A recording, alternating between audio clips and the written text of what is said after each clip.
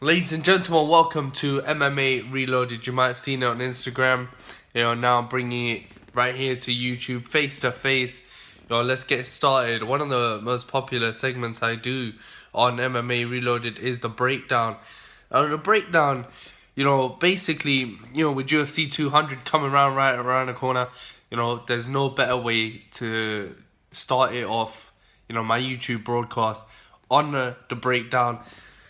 So let's do it.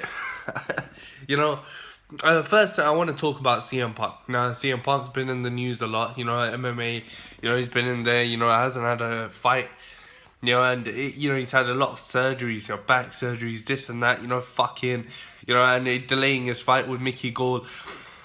Mickey Gall, I have to say, is a heavy favorite coming into this one. I have to say it. He submitted two opponents in the first round. One of Dana White looking for a fight, and one against Mike Jackson, a UFC fight night. Now, Mickey Gall, can easily submit CM Punk. Take this guy down.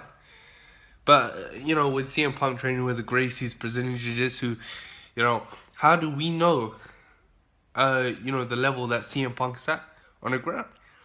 He could still be a white belt, but training with the Gracies, belts don't give a fuck.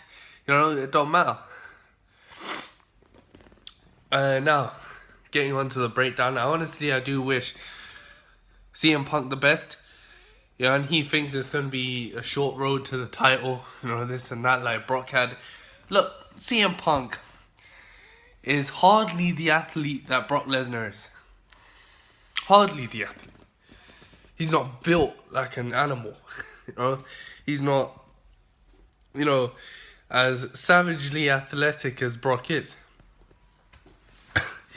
And if we talk about CM Punk's in-ring style in the professional wrestling world, it mirrors that MMA style. But, of course, there's a difference between pro wrestling and MMA, and the fact that pro wrestling subsides around entertainment. And with CM Punk, if he can get off and pull off an impressive performance, yeah, anyone can make a splash. If you're an impressive fighter. But Mickey Gall, I have to say, looks like the more impressive at the moment. He's more active in an MMA cage. That's a big star. And with CM Punk, the guy who's 0-0, ring rust is going to be his downfall. Now, let's get on to UFC 200, the breakdown. One fight I haven't broken down on Instagram is the TJ Dillashaw versus Rafael Assunção fight. Now, TJ Dillashaw and Rafael Assunção, they fought, of course, once before this, with Assunção getting a decision win. Now, Assunção in the WEC was one of the most feared and absolutely dominant fighters that I'd ever laid my eyes on. He hadn't been taken down before Uriah Faber took him down. Hadn't been knocked down before Uriah Faber knocked him down.